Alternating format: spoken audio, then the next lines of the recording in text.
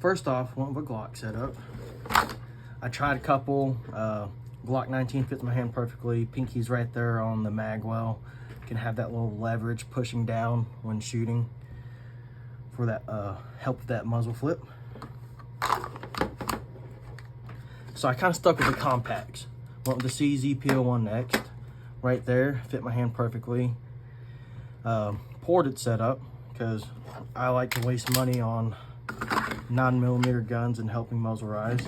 Well, this is my most recent. It's a Staccato HD. And though it's a little bit bigger on my hand and a little bit heavier, I feel like this is the better setup for me. And the most important thing in finding that perfect setup was this holster right here. This Tenacore. You don't really realize how important a holster is and a belt setup is until you start shooting. And what belt setup I run is the Hunter Constantine or T1C belt.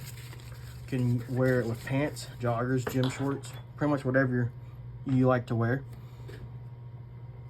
But that's what I recommend is the Hunter Constantine belt and finding a quality holster.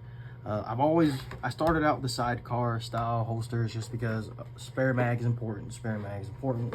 You never know if you have to reload. Well, I stuck with that until you see here on the Tenacore setup. And I'll be honest, this is a lot more comfy having a divorced mag holster, because then you can move it where you need to get it more comfy. Then you can have your pistol up front, like in the middle, if that's more comfy for you, not just can it to the side a little bit. But we were doing a comparison as well, say with striker fired polymer pistol comp setup versus say a hammer fired all metal ported setup. And these guns are great.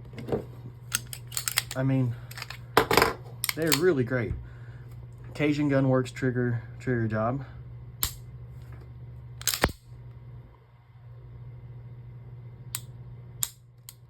And this one has a tactical pontoon trigger. It's a Peacemaker. It's great for a striker fired gun.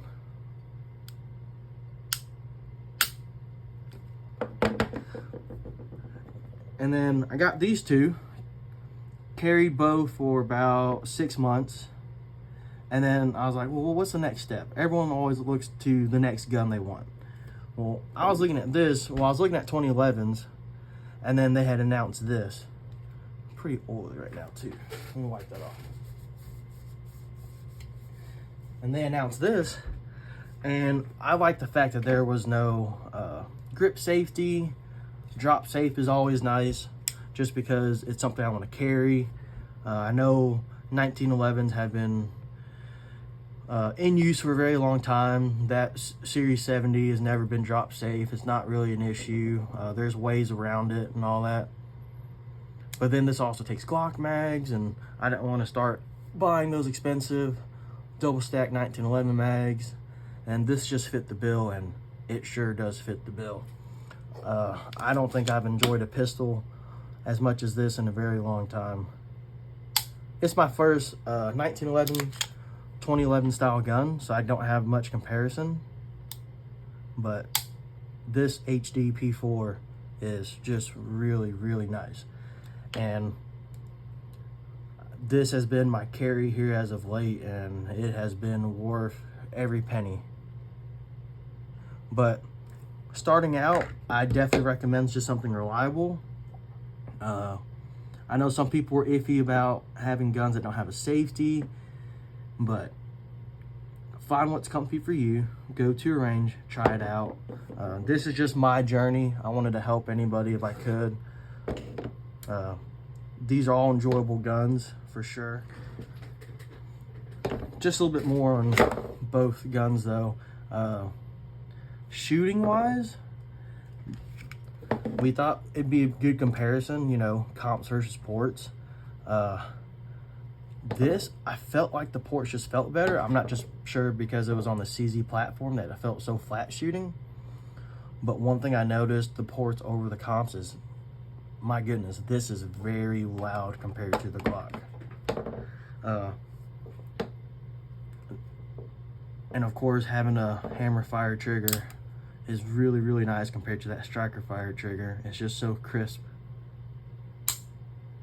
But one thing I've noticed too is if you ever did have to reload or anything, the Glock is so easy to actuate with just your shooting hand. Like that. Let's see, get a mag in here. You can just drop the mag, drop the slide, all one hand. Whereas the CZ, it's kind of, mag dropping's not too bad, but sometimes I feel like I had to break grip. I've seen people recommend just dropping it with the middle finger, but if you don't train doing that, you're not gonna remember that. And then dropping the slide, I have to break grip to hit that, or with my support hand when I reload,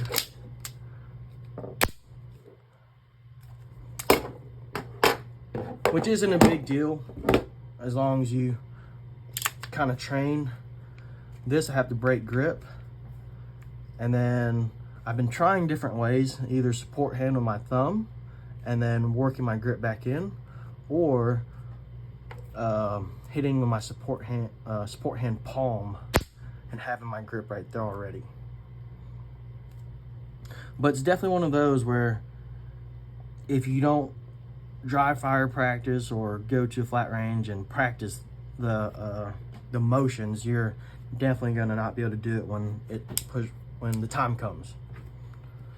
But yeah, that's just not a review or anything, just wanted to help someone out on their gun journey, and we'll see you next time.